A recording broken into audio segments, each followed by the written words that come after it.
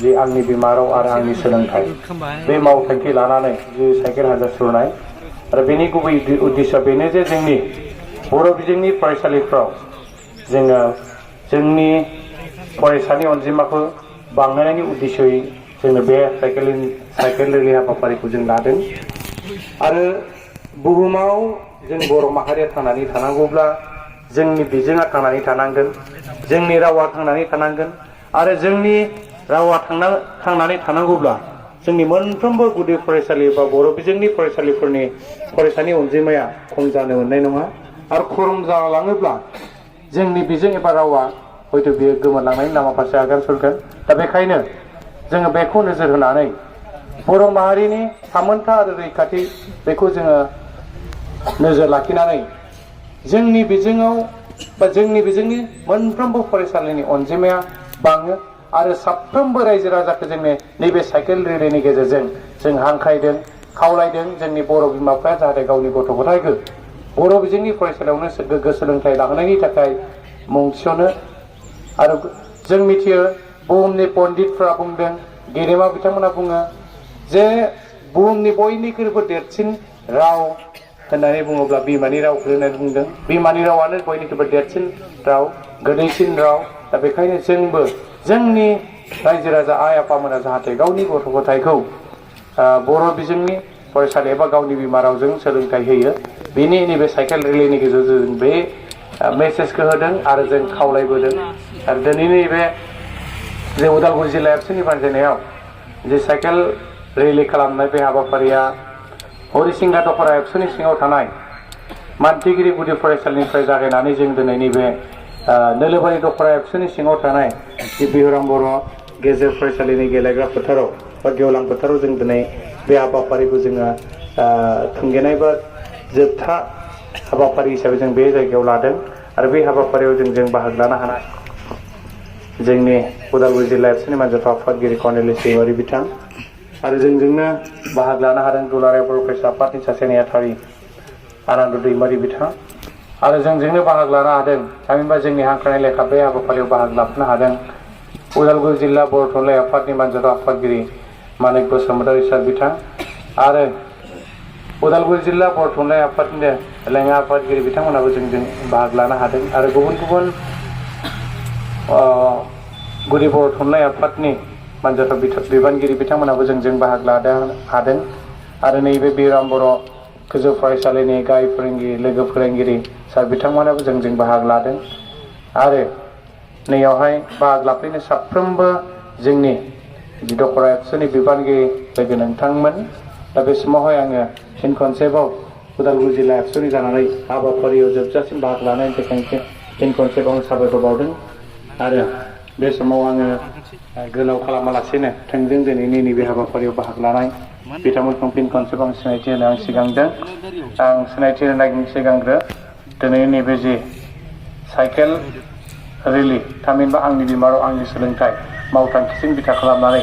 cycle रेलिनि जे जोबथा हाबाफारियाव जोङो बिबुंथि लाखिगिरि आलासि महरै जों हांख्रायदों बे लेखा बिथाङा जोंनि गेजेराव बाहागो लाफैनो हाबाय आरो बे समाव आं बिथांखौ सिगांग्रो सिनायथि होनो नागिरदों बिथाङानो जादों दुलाराय बर' फरायसा आफादनि सासे नेहाथारि आनन्द दैमारि सार बिथांखौ गावनि सिनायथिखौ होनो थाखाय आं गुरै खावलायदों आरो बिथांखौ गांसे आर'नाइजों बरायना लानांगौ बे समावहाय गुरै खावलायबाय साबायखर थाबाय बिथांनिसिम बे समावहाय आं सिनायथि होबावनो नागिरदों दहाय फुंबिलिनि जि जागायनाय हाबाफारियाव आङो सिनायथि होदों थेवब्लाबो फिन खनसेबाव सिनायथि होगोन जोंनि उदालगुरि जिल्ला एबसुनि मानजाथाव आफादगिरि कर्नेलिस दैमारि बिथांखौबो फिन खनसेबाव सिनायथि होनो आं खावलायदों साबायखर थाबाय बिथांनिसिम आं बे समाव सिनायथि होनो सिगांदों उदालगुरि जिल्ला बर' थुनलाइ आफादनि मानजाथाव आफादगिरि मानिक बसुमतारी सार बिथांखौ गावनि सिनायथिखौ आं बे समाव गुरै खावलायदों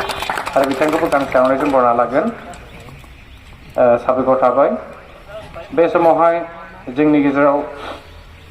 बाहागो लानो हाबावदों दहाय फुंबिलिनि समावबो बिथाङा बाहागो लानो हादों नैबे हाबाफारियाव जों बाहागो लाफानो हादों आरो बिथाङानो जादों उदालगुरि जिल्ला बर' थुनलाइ आफादनि नेहाथारि पेट्रलगोरा खुंख्रा दैमारि सार बिथांखौबो गावनि सिनायथिखौ फिन खनसेबाव होनो आं खावलायबाय साबायखर थाबाय बिथांनिसिम उदालगुरि जिल्ला बर' थुनलाइ आफादनि लोगो आफादगिरि बाहागो लाफैनो हादों आं बिथांमोनखौ सिनायथि होनो नागिरदों मुस्रि अतेन्द्र बसुमतारी बिथांखौबो गावनि सिनायथिखौ आं खावलायदों साबायखर थाबाय बिथांनिसिम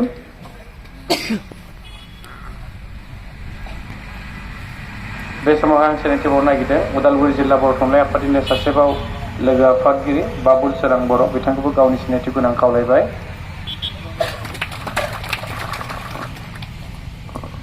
साबायखर थाबाय बिथांनिसिम जोंनि गेजेराव बाहागो लानो हादों जोंनि उदालगुरि जिल्ला एबसुनि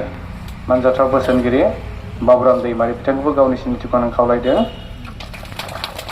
जोंनि गेजेराव बाहागो लानो हादों जोंनि जिल्ला एबसुनि लोगो आफादगिरि धरणी बर' बिथांखौबो फिन खनसेबां सिनायथि होना खावलायबाय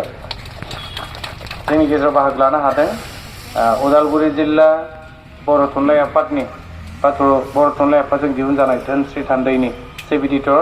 आदा मगेन्द्र बर' बिथांखौ फिन खनसेबां सिनायथि होनो खावलायदों हयथ' बिथाङा बेस्थ' साबायखर थाबाय आदानिसिम आदा बिथाङाबो जागायनायनिफ्राय जोबजासिम साइकेल सालायदों आं बे समाव आं सिनायथि होबावनो नागिरदों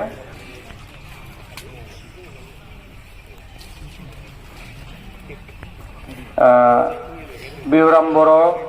गेजेर फरायसालिनि गाहाय फोरोंगिरि सार प्रदीप बसुमतारी बिथांखौबो गावनि सिनायथिखौ आं खावलायदों प्रदीप दैमारि साबायखर थाबाय बे समाव आं सिनायथि होबावनो नागिरदों बिहुराम बर' गोजौ फरायसालिनि गाहाय फोरोंगिरि जोंनि गेजेराव बाहागो लानो हादों सार बिबुंसार बसुमतारी बिथांखौबो गावनि सिनायथिखौ आं खावलायदों साबायखर थाबाय बिथांनिसिम जों बाहागो लानो हादों डिमाकुसि प्राइमारि गुदि बर' थुनलाइ आफादनि मानजाथाव नेहाथारि सार रायथाइ बर' बिथांखौबो गावनि सिनायथिखौ खावलायदों डिमाकुसि प्राइमारि बर' साहित्य सभानिनो भाइस प्रेसिडेन्ट बिबिन्द्र बसुमतारी सार बिथांखौ गावनि सिनायथिखौ खावलायदों एडभाइजार साबायखर थाबाय बिथांनिसिम